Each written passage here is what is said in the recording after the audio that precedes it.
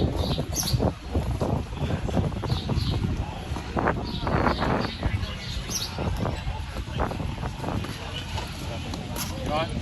take a while to find out information? Yes. This is Olena. And I'm Isaac. We're moving to Hawaii! But first, We're driving from New York City to Seattle with Smiley, our 9-year-old rescue pitty. in our Tesla Model 3, equipped for camping. And we are funding this trip with our Etsy store. Meaning we are bringing around 50,000 earrings. And 500 envelopes. And our label printer. On this 11-day cross-country road trip. Subscribe to the Travel Bug Bite today. So this is the outdoor area of the winery. It is dog friendly. And this is the place. It's really pretty. And it's $10 per person, and that includes a drink, a tour, everything. Oh, other dogs here. So Isaac got a seat right at the end. There's a lot of people here. There's a few other doggos, 2 in that carriage, baby carriage. It's a great atmosphere, and it's really affordable. This is really cool. All these local wineries. This is great. Although I don't see this place on the map.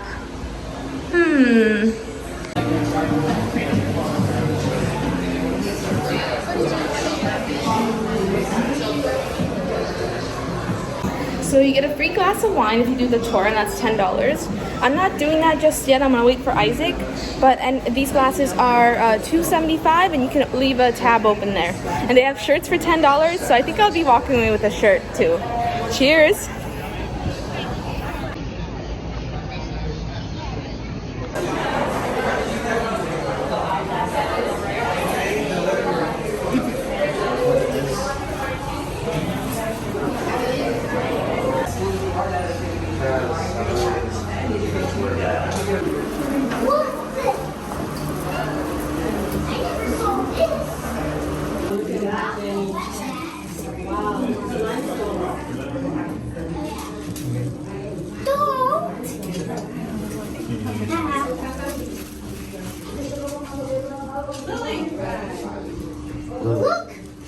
Just watch your step coming down. We'll try 300 pounds if we were to take that out. So they're very heavy and quite dense. And then back there, their natural colors, kind of like that blue-white you'll see. And then the green that's up top of here, that is just from the algae. And now each crystal has exactly 14 sides, 10 of which you can see, and they are made of scrunchium sulfate. And now there are about 25 caves on the island, now none of which have the crystals like we have here. There used to be 5 caves open to the public. As of now, there's just 2, the Crystal Cave here and then Perry's Cave across the street. And lastly, the crystals are also on display in the Washington, D.C. Natural History Museum, so you can check us out there as well. And does anybody have any questions at the moment? All right, if not, feel free to walk around, take some pictures. Exit is that way. Just watch your head if you want to go through there. It'll lead you back around to the stairs. So feel free to walk through more than once. Let me know if you have any questions. All right, thanks. Sit back. No, sit up. Right behind you. Over there, Daddy. Daddy Carlos, the real rap. That's okay. Do you want to go ahead?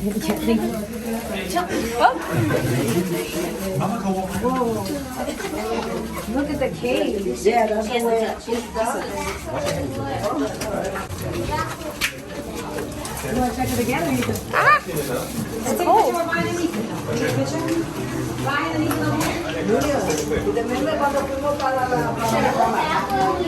Take a picture right here. Stand right here.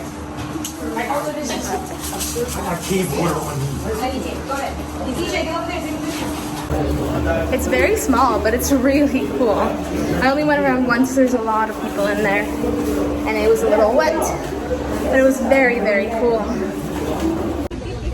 Now for the wine part of the tour.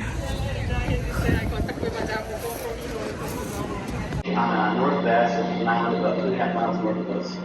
And those 80 acres make up 70, maybe 75% of the grapes that we need for our 20 to 25,000 gallons of wine each year and our 5,000 to 7,000 gallons of juice. Harvest season usually begins mid to early September. These 3 machines, you see here, we have the side parking lot. And basically what's going to happen is Those grapes we harvest are going to go through this machine first. This is a crusher destemmer. It's going to remove the stems of the grapes. Yeah, we don't do any oak. Yeah, some places will use oak chips. Yeah. We don't mess with oak chips. Yeah. Usually with like the whiskey barrels, they'll sort of like char out the inside of the oak, or else it'll look like. Yeah. All right. Watch yourselves in these stairs. This is the next step in that process. Basically, this is a series of filters. There's a series of coarse filters.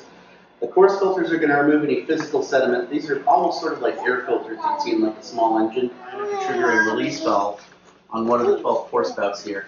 Each bottle will be filled to about 27 fluid ounces. The full bottles are going to come through. First thing that's going to happen to those full bottles, they're going to catch a little blast of nitrogen from that nozzle there. That's going to kick out any residual oxygen that might be stuck in the neck of the bottle. It'll catch a cap from this hopper, and then this part of the machine will actually come down and thread that cap airtight over the neck of the bottle so it's completely sealed. It can get a little hectic. Next step is actually to label those bottles. That's where this machine comes in. This is a labeler. This is usually more of a one-person job. So all those bottles we just got done, we're going to load them onto here. There's a steel cylinder there. That steel cylinder is basically just a heat gun connected to an air compressor. That's going to give each bottle a little blast of heated air. That's going to shrink that tamper-proof seal. And at the end, each bottle is going to hit a trigger. That trigger is going to cause these rollers to capture the bottle and spin it. As the bottle's spinning, it'll spit the edge of the label out.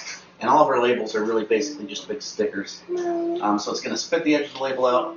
If it's set up correctly, each bottle should be centered, ready to go.